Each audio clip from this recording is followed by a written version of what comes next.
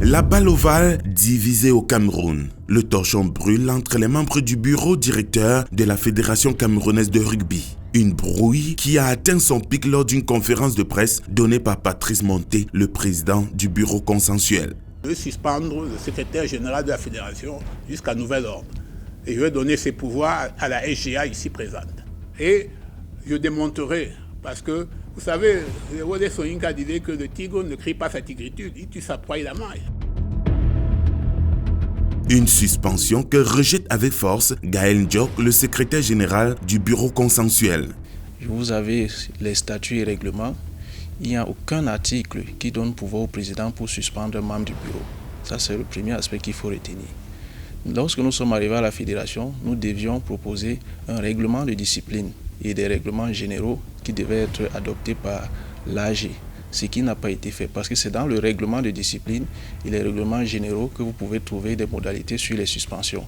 Mais à date, les statuts et les règlements de l'Africa Rugby ne donnent pas le pouvoir au président pour suspendre un membre du bureau. Je n'ai pas reçu de mise en demeure. J'ai reçu une demande d'explication où le président me reprochait d'avoir convoqué une réunion, ce qui n'est pas le cas. Les membres, les 2/3 ont convoqué une réunion conformément à l'article 17 des statuts et il est normal que moi, le secrétaire général, tel que c'est écrit dans les statuts, je fasse parvenir les convocations à tous les membres. Donc il me reproche cela, je ne dois pas appliquer mon droit. Donc c'est un problème d'appliquer son droit. Le président me reproche également d'avoir communiqué sur la Coupe du Cameroun. Figurez-vous que le ministre a sorti une circulaire où il demande de clôturer les activités le 20 avec une Coupe du Cameroun.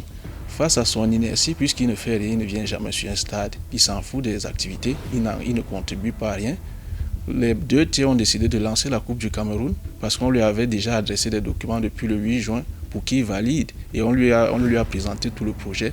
Il n'a jamais réagi, il a dit qu'il nous revenait, il ne nous est jamais revenu, ça devient une habitude. Pour mieux comprendre l'imbroglio, nous avons posé plusieurs questions aux factions dissidentes, dont voici la première. Comment en est-on arrivé à cet extrême? Soyons conséquents. Depuis quand, dans une institution, le secrétaire général peut remplacer le président? Depuis quand le premier vice-président peut remplacer le président? Sauf s'il y a vacance qui est constatée.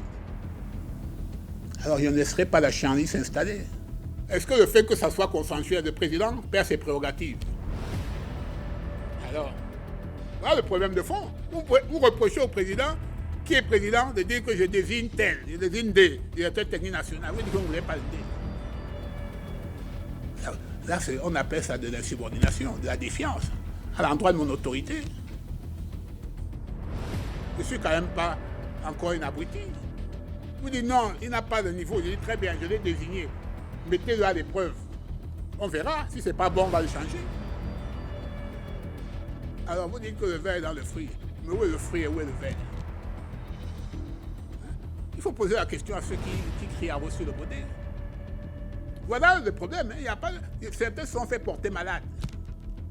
Aujourd'hui, j'apprends qu'ils sont dans les démarches et ce problème, ils sont plus malades. Alors, relisons nos textes. Comment on fait pour enlever le président de la fédération? Il n'y a qu'une assemblée générale. L'ancien compte qui existe dans une microfinance que je ne vais pas citer ici a été également prise au contrôle par le président, qui a passé d'ailleurs le service avec l'ancien exécutif tout seul, sans avoir à prévenir le bureau. Et ce compte-là, le trésorier est allé le contrôler il y a quelques mois et a découvert que le président, à partir d'un chèque, a tiré un certain montant, notamment 300 000, on ne sait pas pourquoi.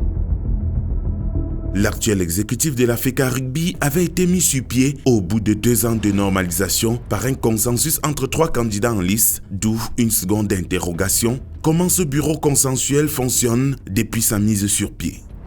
À ce jour, nous sommes, je ne vais pas dire, nous sommes dans l'inertie totale en réalité, parce qu'il faut le dire, nous sommes dans l'inertie totale, le président est totalement absent, indisponible, il ne compose pas avec les membres du bureau. Donc depuis des mois, nous n'arrivons pas à avoir une seule assise.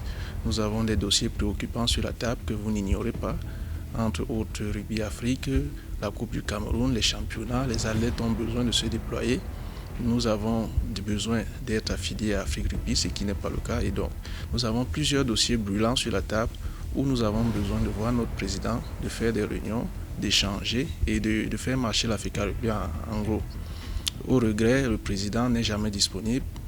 Vous l'appelez, il ne répond pas. Ou quand il répond, il vous dit qu'il est en audience.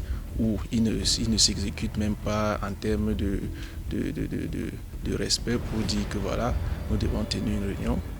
Il nous a dit il y a plusieurs mois qu'il voulait que les membres s'acquittent de leurs cotisations, ce qui a été fait par les 2/3 des membres qui sont aujourd'hui mécontents. C'est tout simplement choquant et inapproprié. Vous disiez, il ne veut pas que les gens se réunissent. Or, personne n'a jamais demandé, qu'on vous en donne la trace, que, Monsieur le Président, réunissez le bureau directeur et j'aurais refusé. Je vous mets au pari qu'on vous donne un document de cette nature. Deuxièmement, je vous ai expliqué pourquoi. J'avais dit pendant un certain temps, je ne vais plus convoquer le bureau directeur parce que les gens ne sont pas acquittés. C'est une obligation. Maintenant, on vous dit, oui, mais la situation est bloquée. Rien n'est bloqué.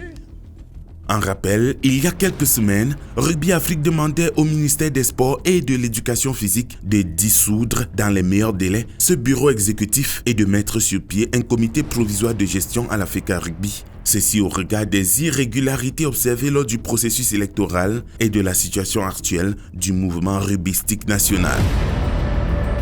En réponse à la correspondance de Rugby Afrique, le MINSEP n'a pas été favorable à l'instauration d'un CPG. À date, l'exécutif fédéral est divisé et se livre à une guerre à ciel ouvert aux conséquences multiples.